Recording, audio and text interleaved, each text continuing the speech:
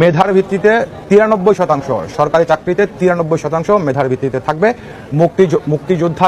মুক্তিযোদ্ধার সন্তান কিংবা মুক্তিযোদ্ধা কোটায় যদি বলি এক কথায় তাদের জন্য 5% থাকবে, আর অন্যান্য ক্ষেত্রে অন্যান্য কোটা 2% থাকবে। শেষ পর্যন্ত কোটা নিয়ে যেই সংকট চলছিল সেটার সমাধানের দিকে যাওয়া গিয়েছে। মূলত 93% মেধার ভিত্তিতে এখন থেকে নিয়োগ দেওয়া হবে, আর এটাই হাইকোর্টের আজকের রায়ে উঠে এসেছে। কোর্টের দেয়া রায়ের পরে আন্দোলনকারীরা শাটডাউন কর্মসূচি চালিয়ে যাওয়ার ঘোষণা দিয়েছেন। কোটা সংস্কার আন্দোলনকারীরা স্পষ্ট করে বলে দিয়েছে আন্দোলন চলবে, শাটডাউন চলবে, সমগ্র বাংলাদেশে শাটডাউন চলবে। 21শে জুলাই রবিবার কোটা নিয়ে সুপ্রিম কোর্টের সর্বশেষ যে আপিলের রায় দিয়েছে, কোটা নিয়ে হাইকোর্টের রায় বাতিল করে দিয়েছে আপিল বিভাগ। সেই সাথে সরকারি চাকরিতে এবার 97% নিয়োগ হবে মেধার ভিত্তিতে বলছে আপিল বিভাগ, এবং রায়ের পর যা বললেন রিটের পক্ষের আইনজীবী। সর্বশেষ আপডেটগুলো জানতে সম্পূর্ণ ভিডিওটি দেখবেন মনোযোগ সহকারে, যে এরপরে এবং কারফিউ জারি আজ রবিবার বিকেল 3টা থেকে 5টা পর্যন্ত বন্ধ থাকবে। এরপর আবারও অনির্দিষ্টকালের জন্য কারফিউ চলতে থাকবে যদি শিক্ষার্থীরা বা বাংলাদেশের জনগণ না থামে। তো প্রথমে যদি আপনাদেরকে বলতে চাই, ভিডিওতে অবশ্যই একটি লাইক করবেন এবং সম্পূর্ণ ভিডিওটি দেখার চেষ্টা করবেন, অনেক কিছু জানতে পারবেন এই হাইকোর্টের রায়ে কি বলা হয়েছে। প্রথমে আপনাদেরকে জানাবো যে আপিল বিভাগ কি বলছে। সরকারি চাকরিতে 93% নিয়োগ হবে মেধার ভিত্তিতে। কোটা পূর্ণবহলে হাইকোর্টের আদেশ বাতিল করে আপিল বিভাগ বলেছে যে এখন থেকে সরকারি চাকরিতে 93% নিয়োগ হবে মেধার ভিত্তিতে।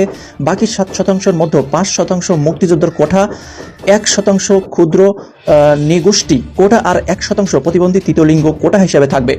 তবে সরকার চাইলে এই কোটার হার কম বেশি করাতে পারে। অনতিবিলম্বে সরকারের এই বিষয়ে পূর্ণাঙ্গ জারি করেছে বলেছে সুপ্রিম কোর্ট। আরেকটি যে কোটা নিয়ে হাইকোর্টের রায় বাতিল করেছে আপিল বিভাগ কি বলছে। কোটা নিয়ে হাইকোর্টের দেওয়ার রায় বাতিল করে দিয়েছে সুপ্রিম কোর্ট, এবং হাইকোর্টের আদেশের বিরুদ্ধে রোববার সরকারের লিভ টু আপিলের শুনানি হয়। সুপ্রিম কোর্টের পূর্ণাঙ্গ বেঞ্চ শুনানির পর দুপুরে 1:30টায় রায় দেওয়া হয়।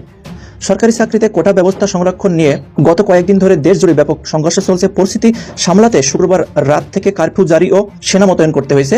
সহিংসতায় সারা দেশে শতাধিক মানুষের মৃত্যু হয়েছে। কারফিউর মধ্যেই রোববার সকালে সুপ্রিম কোর্টের পূর্ণাঙ্গ বেঞ্চ কোটা নিয়ে শুনানি শুরু হয়। রাষ্ট্রপক্ষে অ্যাটর্নি জেনারেল হাইকোর্টের আদেশ বাতিল সে আবেদন করে।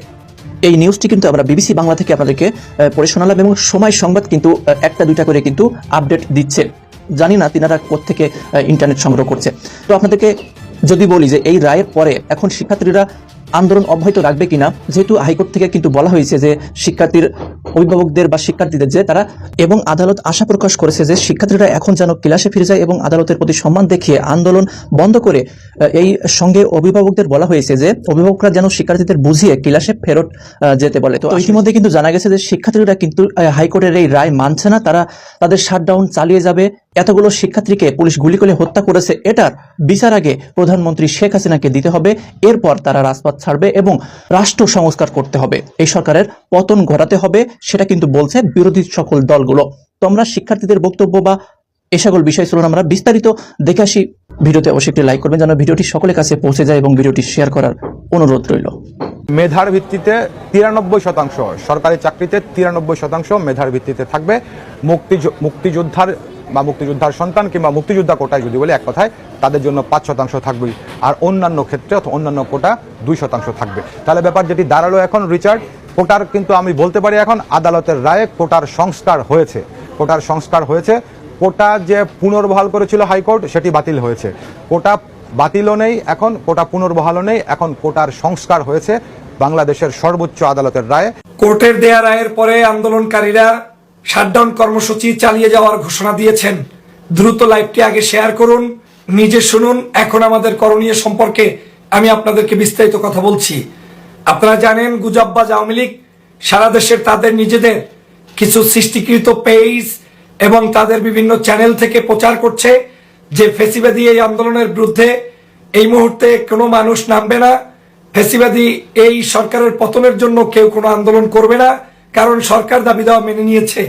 অথচ বাস্তব সত্য কথা হচ্ছে এই মুহূর্তের খবর, বাংলাদেশের এই কোটা সংস্কার আন্দোলনকারী শিক্ষার্থী নেতৃবৃন্দ তারা এই ফ্যাসিবাদের রায়কে প্রত্যাখ্যান করে লাশ যে ফালা হয়েছে, ভাই বোনকে যে হত্যা করা হয়েছে, বিনা বিচারে মানুষের উপরে যে গুলি করা হয়েছে, অনৈতিকভাবে শিক্ষার্থীদেরকে বিশ্ববিদ্যালয়ের ক্যাম্পাস থেকে বের করে দেওয়া হয়েছে, বাংলাদেশের অগণিত মা বোনের কোল খালি করা হয়েছে, এই সকল কিছুর উপর ভিত্তি করে এই মুহূর্তে শাটডাউন কর্মসূচি চলমান রাখার ঘোষণা দিয়েছেন।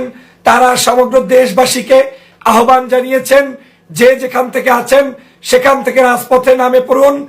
এক দফা এক দাবি, শেখ হাসিনা কবে যাবি? শেখ হাসিনার পতন নিশ্চিত করার জন্য ছাত্র সমাজ আহ্বান জানিয়েছেন।